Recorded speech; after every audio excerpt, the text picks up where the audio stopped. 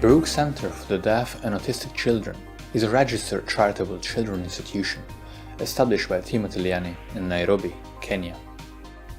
I'm a volunteer and I've been working there for about a month. Here's an interview that Timothy granted on the 15th of August 2018 in his office. How would you describe Brook Special School Institute? Since when did you start working on it? Brook Center for the Deaf and Autistic Children is a registered charitable children institution established under Charitable Children Institutions Act guidelines in Kenya. We are tasked with the responsibility of taking care of children with special needs. We work with autistic children, that's children living with autism spectrum disorder, and we also work with children who have hearing impairment. Both of these two types of children have oral communication difficulties. We've been in operation for the last 10 years, and since then we've helped over 400 children.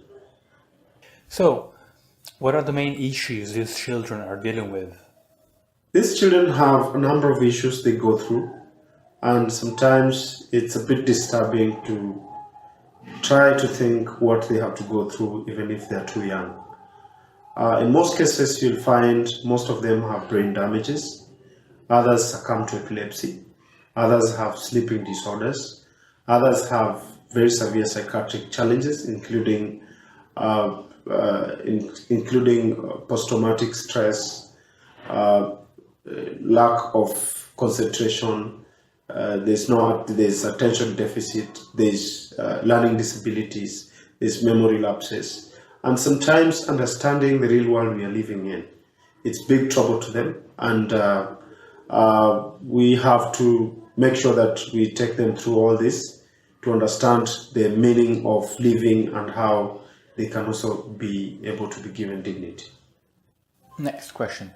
How did you contribute to the lives of these children so far? My contribution individually is to exercise what I know, be able to educate them, train them to be better people just like my children, and make sure that they turn around their lives to have a meaningful life with social skills and daily living skills. And thereafter go to schools, learn how to take care of themselves and be independent. So my contribution is to ensure that they rehabilitate and turn around their lives. What did you personally gain so far from being an educator for these children? Working with these children has given me a number of experiences. The first experience is I have to learn to be humble. I have to learn to help someone in need, not to be paid, but because it's my obligation. And I have to learn to be part of a society which is really in need, and that needs my attention, needs my effort, and needs my support. So I've also to learn to be very kind. I'm also too patient, extremely patient, because the type of children I'm working with, I really need patience. And now, I'd like to ask, as an institution, what kind of challenges do you face? As an organization, we have quite a number of challenges.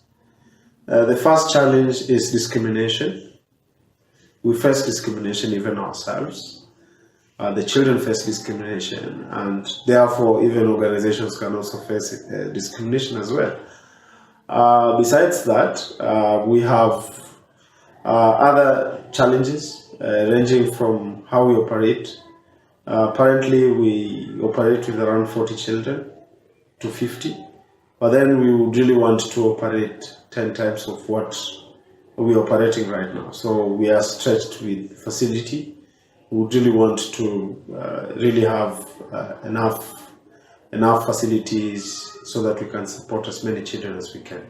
Another thing is these children need medication, and medication is like 60% part of the operation and their attention. So we really need to have put more efforts into how they have to get medication, they have to get assessments, they have to get therapy, because this is part of their life, this is part of their rehabilitation. We also need more staff. We need station doctors, station therapists, And sometimes all these services and personalities have financial obligation and implication. Do you currently have any plan for further development of the institution? We have quite a lot in mind. In future, we would really want to put up a bigger facility to help 10 times number of children we are having. Besides that, we need our own hospital, so the facility should include the hospital. We don't need to take these children away far distances for therapy services. We need to have our own station therapy center.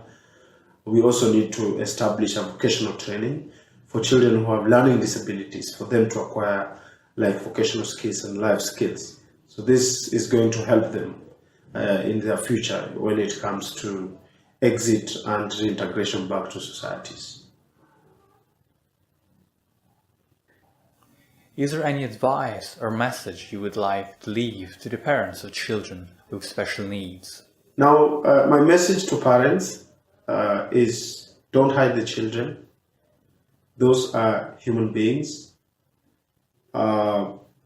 Make sure that you take children to health centers for assessments, and then make sure you integrate these children, take them to be part and parcel of any other children who do not live with disabilities, and they have potential to learn.